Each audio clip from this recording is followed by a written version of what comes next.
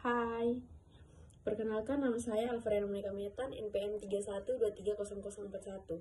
Baik, saya akan menjelaskan sedikit teori perbandingan, teori Carlsen, input hipotesis, dan teori universal grammar dalam pemrolehan bahasa kedua. Pendahuluan. Pemrolehan bahasa merupakan salah satu fenomena kognitif paling kompleks dalam perkembangan manusia. Sejak bayi, manusia mampu memahami dan menghasilkan bahasa tanpa pengajaran formal yang intensif.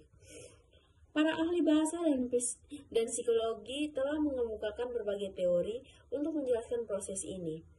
Dua teori yang berpengaruh besar adalah Crusher's input hypothesis yang menekankan pentingnya masuk atau input dalam pemrolehan bahasa kedua, dan Chomsky's universal grammar yang menyoroti peran kemampuan bawaan manusia dalam memahami struktur bahasa. Yang pertama, Crusher's input hypothesis. Septem Crusher 1982 mengembangkan teori pemrolehan bahasa kedua yang dikenal sebagai monitor teori, yang terdiri dari 5 hipotesis utama.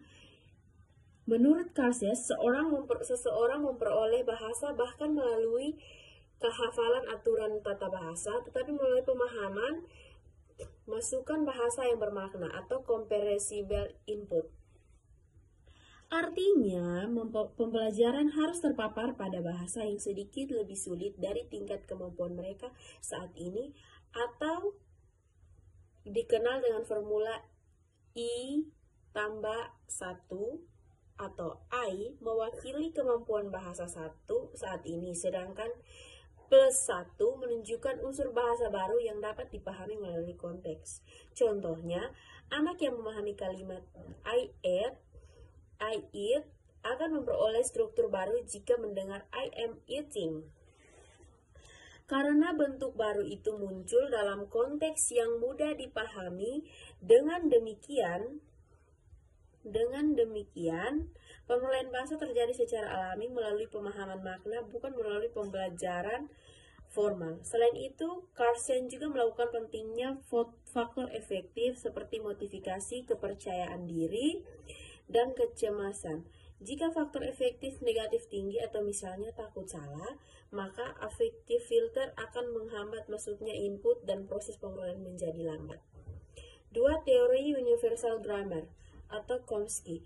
Berbeda dengan Carlsen, Noam Chomsky 1965 menolak pandangan bahwa bahasa dapat diperoleh hanya melalui input lingkungan. Ia mengemukakan teori universal grammar atau UG yang berasumsi bahwa setiap manusia dilahirkan dengan kemampuan bawaan untuk mempelajari bahasa yang disebut language acquisition deficit atau LAD. Menurut Chomsky, lingkungan hanya menyediakan stimulus terbatas, tetapi anak-anak mampu menghasilkan kalimat baru yang belum pernah mereka dengar sebelumnya. Hari ini disebut sebagai poverty of stimulus, atau argumen yang membuktikan bahwa pemrolehan bahasa tidak bisa dijelaskan hanya dengan pengalaman atau input. Yang ketiga, kritik dan relevansi teori. Kritik terhadap Crusher menyoroti bahwa teori ini terlalu menekan input dan mengabaikan peran produksi bahasa aktif atau output, serta interaksi sosial.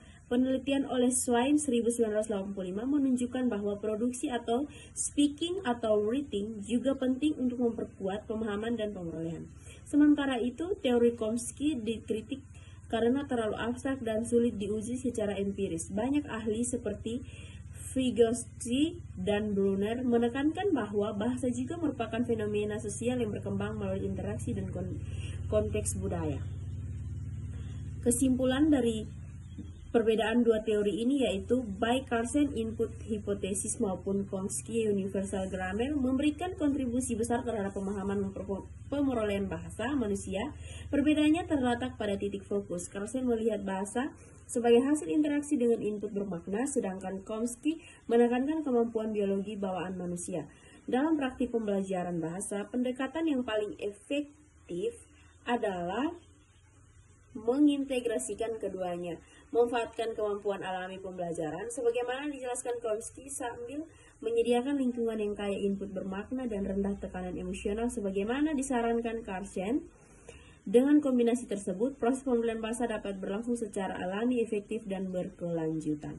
Kedua teori ini sama-sama berupaya menjelaskan bagaimana manusia memperoleh bahasa, namun memiliki perbedaan mendasar dalam fokus, asumsi dasar, dan implikasi pembelajaran bahasa.